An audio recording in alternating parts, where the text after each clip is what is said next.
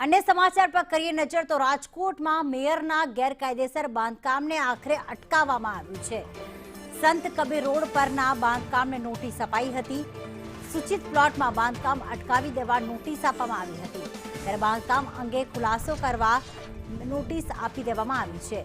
Mayor નૈનાબેનના પતિ વિનોદભાઈ સામે આરોપ છે કે તેમણે વારસાઈ પ્લોટમાં કમર્શિયલ બાંધકામ કર્યું છે અને મંજૂરી નથી લીધી। મહાનગરપાલિકાએ સર્વેયર મોકલી બાંધકામ અટકાવી દીધું છે।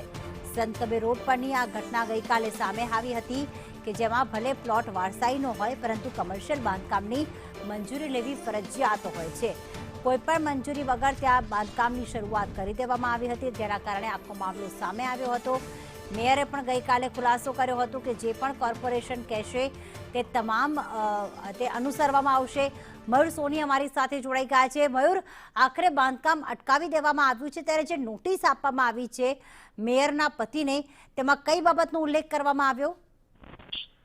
પ્રીતિ, સ્પષ્ટ રૂપથી નોટિસની અંદર ઉલ્લેખ કરવામાં આવ્યો છે કે જગ્યા સૂચિત છે ને એક પણ પ્રકારની બાંધકામની મંજૂરી લેવામાં નથી આવી। 260A અંતર્ગત આ નોટિસ ફટકારવામાં આવી છે, એટલે કે તાત્કાલિક બાંધકામ છે તે અટકાવી દેવા માટે જણાવી દેવાયું હતું। ગઈકાલે સર્વેયર છે એ પણ ઘટના સ્થળ પર પહોંચ્યા હતા અને તેમને જે જગ્યા છે તેના ફોટોગ્રાફ્સ પાડ્યા હતા અને ત્યારબાદ રોજકામ કર્યું હતું। તાત્કાલિક અસરથી અત્યારે બાંધકામ અટકાવી દેવામાં આવ્યું છે અને સાથે જ એ તાકીદ પણ કરી છે કે જગ્યાના આધાર પુરાવા, પ્લાન નકશા સહિતની વિગતો કે જો મંજૂરી મેળવી હોય તો તે લઈને ટીપી વિભાગની અંદર હાજર થવું। 7 દિવસનો આ માટેનો સમય આપવામાં આવે છે, એટલે હવે એ જોવાનું રહેશે કે આ બાંધકામ છે તેને યથાવત રાખવામાં આવશે, તેને તોડી પાડવાની નોટિસ આપવામાં આવશે કે પછી મંજૂરી આપી દેવાશે। આભાર મયુર તમામ વિગતો માટે।